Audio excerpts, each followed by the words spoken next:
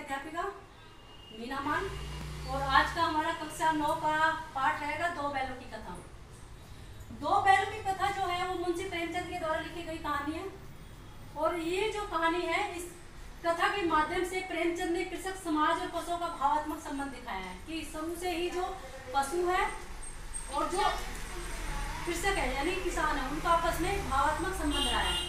तो हम कहानी पर आते हैं सीधा कि कहानी है क्या दो बैलों की कथा। इसका जो नायक है वो है झूरी काची।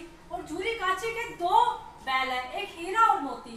हीरा जो था वो बड़ा सहनशील था और मोती जो था वो बड़ा ही अड़ियल और जिद्दी स्वभाव का था।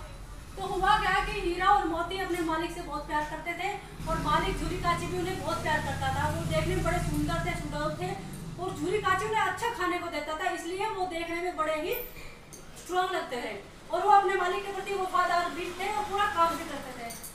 तो एक दिन झूरी काची का साला आता है, उन दोनों बैलों को घर पर ले जाने की कहता है कि मुझे कुछ खेत में काम करना है। तो झूरी काची कहता है ठीक है, तुम दोनों बैलों को ले जाओ और काम करने के बाद मेरे पास छोड़ जाना।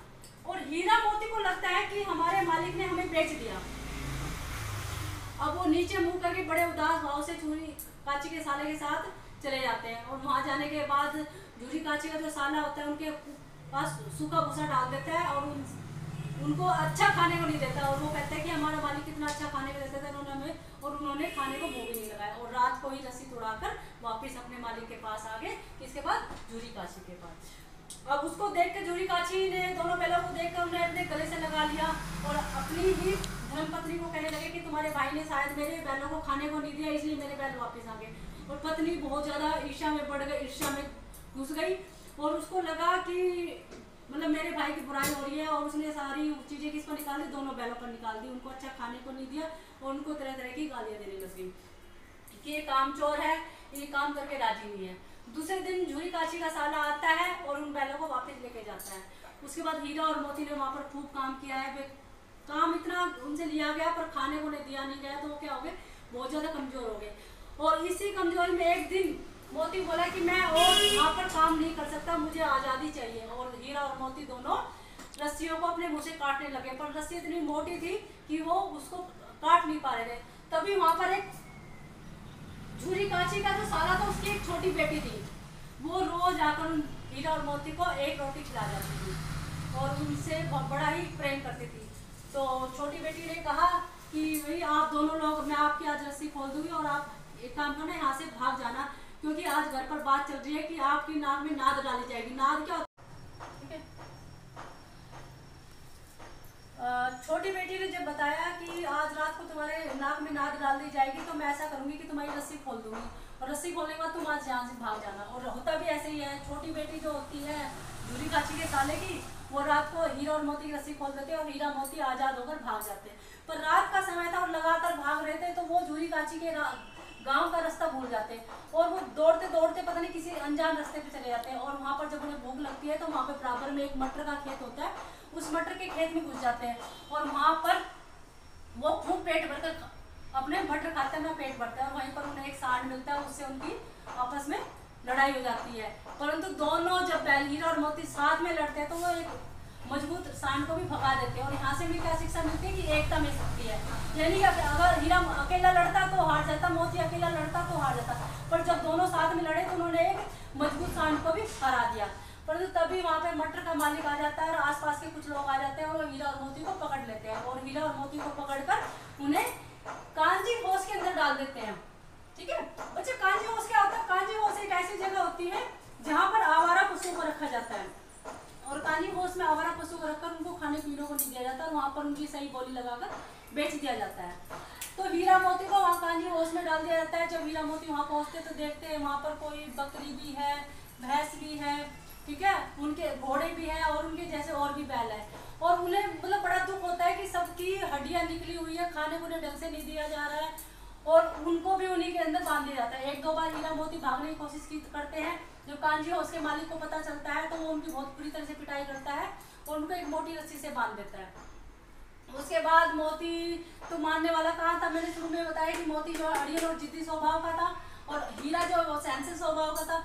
मोती ने अपना सिर मार मार के कांजी उसकी दीवार तोड़ दी और सारे जानवरों को भगा दिया।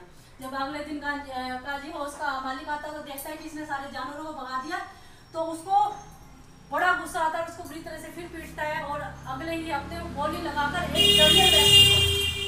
लगाकर एक दड़ियल व्यक्ति को दोनों हीरा और मोती को बेच देते हैं। और दड़ियल व्यक्ति जो होता है वो उसके बड़े गंदे ही दांत होते हैं और वो उनको अपने गांव लेके जाता है। और जैसे ही हीरा मोती की चाल धीरे होती है तो दड़ियल व्यक्ति उनको बुरी तरह से पीटता है।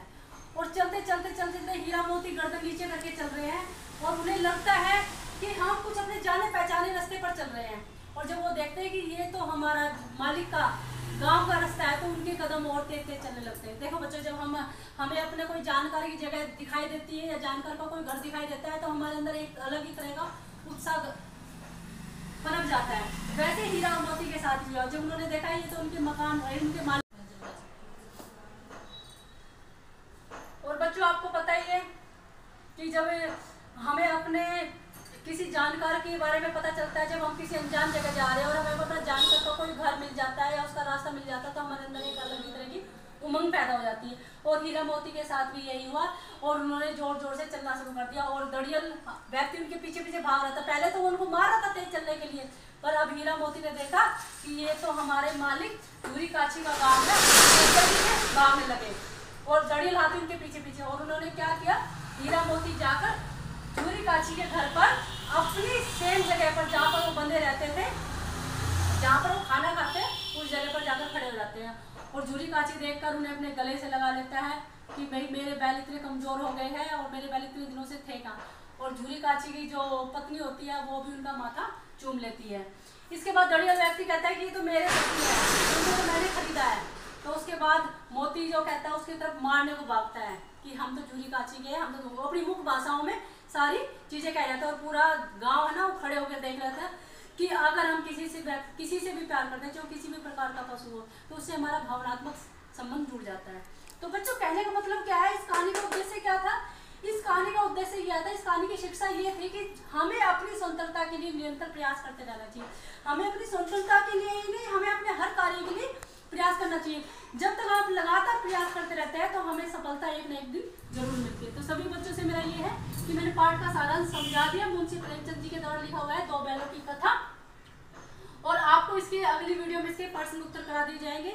मेरे को लगता है कि पाठ को बड़े अच्छे से समझा दिया गया और आप लोगों को भी समझ में आ जाएगी। बहुत ही आसान कहानी थी। ऐसे पढ़ते रहिए, पढ़ाते रहिए, घर में रहिए, स्वस्थ रहिए। नमस्कार।